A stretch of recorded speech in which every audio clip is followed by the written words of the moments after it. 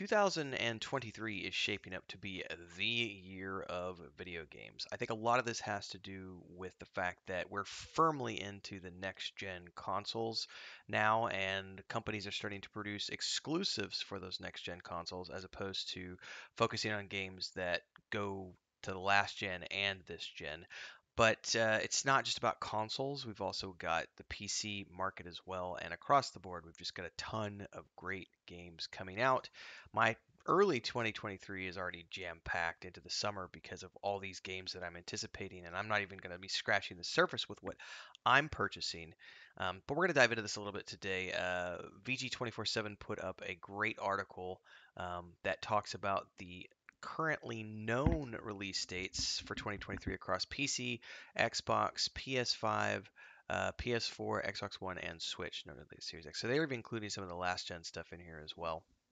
Um, this is a comprehensive list that they're going to be updating throughout the year, and it's something that I'm just looking at now for the early parts of the 2023 market because there's some games that I'm really looking forward to, and I'd love to hear your guys' thoughts on what you think are going to be the games that you pick up between the January, February, March into June block through the first half of the year because there's some pretty amazing stuff. So without further ado, let's kind of dive into this list and take a look at what we've got at the gate. I'm not really interested too much in the PC market this year, mostly because I bought a Series X last Christmas before Chris and I moved, and I really want to take advantage of my next gen console, and I have the Ultimate Game Pass with Microsoft. So I do have games that'll be coming out on the PC, like Valheim as an example. I don't know if that's going to be cross-platform or not, but I'm definitely going to be trying that out on the PC when it comes out this year. But I'm definitely looking forward to some console releases for the Series X. So for me, I'm primarily interested in consoles, uh, in the Xbox specifically, but there are some great PC releases and some Switch things as well that are worth noting. So right off the bat, these are confirmed for January. Off the bat, they've got Forspoken, the Dead Space remake, Season, Superfuse, Monster Hunter Rise. There's really not anything in January that really catches my eye. I might try Colossal Cave, only because that's the newest game from Ken and Roberta Williams. They came out of retirement. These are the people who founded Sierra, so these are the people behind King's Quest, Space Quest, Quest for Glory, Phantasmagoria, all these amazing point and click games and adventure games that I grew up with. And they retired, 20 years ago when they sold Sierra, and they've been off living on a yacht and living on their boat. It's not a yacht, it was a boat. But they've come out of retirement to do a Colossal Cave remake in Unity, and it looks a lot of fun. So I'll probably be trying that when it comes out. That'll probably be one of the few things I might try on the PC. But honestly, it's going to depend on how it's delivered. I don't think that it's coming out as part of Game Pass. If it does, I'll probably choose to play it on the Xbox as opposed to the PC, but you never know. Um, but there's really not anything in January that sparks my interest. Now, when we get into February, they've listed Atomic Heart, Company of Heroes 3, Delivers Mars Like a Dragon, Aishin, and beyond. Atomic Heart looks like it might be somewhat interesting. I'm not really a big fan of that genre of game, like the kind of Doom style, Dead Space style. I don't like horror games, mostly because I'm a big pansy and can't play them for long periods of time because I get all sorts of sweaty and yeah, it's not for me. Um, Alien, what is it, Fire Strike or Fire Team, whatever it's called. I played that with my buddy Gila earlier this year, and that was pretty intense for me, and that's about as intense as I like it. But the one that's coming out in February that I am going to be playing is Hogwarts Legacy, which is February 10th. That game for me is something that I've had my eye on for a long time alongside my brother. We're both huge fans of the Harry Potter franchise. I'm one of those people who loves J.K. Rowling and all the things she's doing with the Wizarding World, and I can't wait to sink my teeth into this game. It is going to be something that I think will take a huge chunk of my time based on what I've seen because it's kind of open world, and if they can achieve what I think they're setting out to achieve, then this should be something that I'm going to get a couple hundred hours of gameplay out of, at least 150 to 2 hours of gameplay. I mean, that remains to be seen. I'm making an estimation purely based on what I know of the game so far, but that's the game that has me most interested for the month of February. Now hopefully I can wrap up because I'm in the middle of The Witcher 3 next gen. Plus, I still haven't finished God of War Ragnarok, and both of those games are things I'm going to be playing throughout the month of January, trying to get those finished before February 10th hits. But that's what I'm going to be working on in February once that comes out. It's going to be Hogwarts Legacy. Now we get into and also the Destiny 2 Lightfall. I may be trying that. We'll see if I have time. I doubt I'll have time because I only have so many hours in the day, and so I think I'm going to be focused on Hogwarts. In March, Resident Evil 4 is coming out. They also mentioned Wolong Fallen Dynasty, Skull and Bones, perhaps. Um, uh, I think that, well, not perhaps, but it is coming out. So there's a few things in March. The Last of Us Part 1, the PC remake, is coming out. Um, Skull and Bones, this one I'm torn because the reality is I just don't have enough time on my plate because the number one game for me for the month of March is going to be Jedi Survivor. Sorry, I said Jedi Fallen Order. Star Wars Jedi Survivor, which comes out on March 17th, and Skull and Bones comes out on the 9th, which is like a week earlier. And I'm not. There's just no way I'm gonna have enough time. So more than likely, I'm gonna be skipping Skull and Bones, even though I'm hugely interested in it because I love pirate games. I love pirate shows. Black Sails, excellent. Happily do it a third time. I've done it twice through with Chris.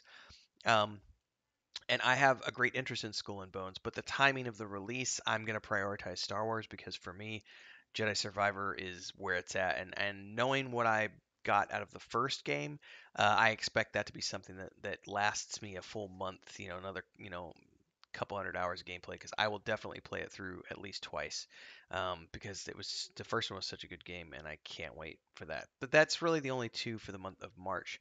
April and May, as of the writing of this article, I don't think there's anything on this list other than Star Trek Resurgence, which is sometime in April. I don't own a Switch, so The Legend of Zelda Tears of the Kingdom is not something I would love to play it, but I don't have a Switch, and I'm not going to go buy a Switch just to play Zelda games. That's one of the reasons I never bought the Switch in the first place, because the only game I really care about on the Switch is Zelda, and it was like I'm not going to buy a console for one game. It's also the same reason, even though I loved the PS4, I didn't go with the PS5 for the next gen because I just didn't see enough value in it because there was really only a couple of exclusives for the PS5, whereas the cross play between the Xbox and PC made the Game Pass far more of a valid option for me. Um, so I'm happy with that arrangement. In any case, Star Trek, I have had my eye on. Resurgence looks interesting. It's an indie game, but I think it's going to hold enough of a storytelling component for me. So basically, not a lot in January for me, but that's fine because I got two big games to clean up. February, I'll be doing Hogwarts. March into April, I'll be doing Jedi, the Star Wars game. And then when we get into April, I'll probably do Resurgence unless I'm running late, and then that might push over into May. And once we get beyond that, we're getting into Q1 stuff. All we know about Valheim is that it's sometime in the spring. Now, I will be doing Valheim. It does says Xbox Series X and S. Oh, maybe that's exactly what it says. It's not the PC version. It's the Xbox Series X version. So maybe because I know I have it on the Game Pass right now for PC, but I've avoided playing it because I don't want to do it by myself. I've been waiting to kind of play that with my brother and my nephew, but we're really wrapped up in Minecraft right now. He's 7 years old, and we play on Sunday nights and Saturday nights. It's a lot of fun. Um, in terms of June, this is where things, because I could swear that Starfield got pushed back to the latter half of 2023, but maybe it was the early half of 2023. I don't remember. But both Starfield and Redfall are games that I am going to be playing, and those are going to be part of the Xbox Game Pass because they're Bethesda games. So whenever those come out, that's my summer. My summer months are going to be those two games. I like the idea of Diablo 4, but I'm not going to have time to play it because I'm going to be too busy with those two games from Bethesda. Um, I have no doubt that those are going to be awesome. And then by the time we get to August, I've got Baldur's Gate 3. And to be honest with you, between a single player playthrough and the multiplayer co-op playthrough that I'm going to be doing with my brother and some other people, I fully anticipate that like August, September, October for me is going to be just Baldur's Gate 3. Like I think that that game is going to take a good chunk of my life for about 3 months because I'll want to go through it on my own and then I'll want to go through it with friends and I'll be creating a ton of content around Baldur's Gate 3. So that's probably going to be the big thing for me for the winter, the fall into the winter is going to be that. Then the latter half of the year, I don't really know that there's anything on this list that really stands out to me. What was Blue Protocol? That name sounds like something I may have been interested in. Um, let's open this up really quick. No, I don't think that was one that I was interested in. No, I don't care about the Warcraft mobile game. No Warpaws, Fanfare, Disney Legend, Metal Slug. I'm just scanning here. Aliens Dark Descent. That one I did have my eye on. So that's sometime late 2023. I will definitely be playing that. If I remember correctly, that's the top-down Alien game, I think. Um, yeah, it's a real-time strategy game set in the Alien universe. It looked really cool, so I'll be playing that when it comes out. Trying to think if there's anything else in here. I mean, there's a ton of stuff. Assassin's Creed Mirage. I'm kind of burnt out on Assassin's Creed games, and I honestly I prefer the role play version that they've given us for the last few games and going back to the original um, uh, way that they used to do things of just being a straight up assassin game. I don't really have a lot of interest in Mirage because I like the RPG method that went with like Origin, Odyssey, and Valhalla. There are a couple of indie titles on here that I will be checking out at some point, which is Starship Troopers Extermination and The Lord of the Rings Return to Moria. Both of those games are things that look like they're going to be interesting for me, so I'll probably be trying those out at some point in time. I just don't know when or how that's going to be taking place. Dun dun dun dun dun. I'm just scanning this list. I don't think there's anything else in here. I haven't even heard about Tron Identity. That might be something that might be fun. Oh yeah, the RoboCop Rogue City looked somewhat interesting too. Plus, it's got Peter Weller coming back, doing voiceovers for it as well. So that might be fun. I don't know. Anyway, for me, those are the games that I'm most looking forward to. I can't wait. Look at Chihira. Baldur's Gate 3 is going to be awesome, but I think for my money, it's going to be.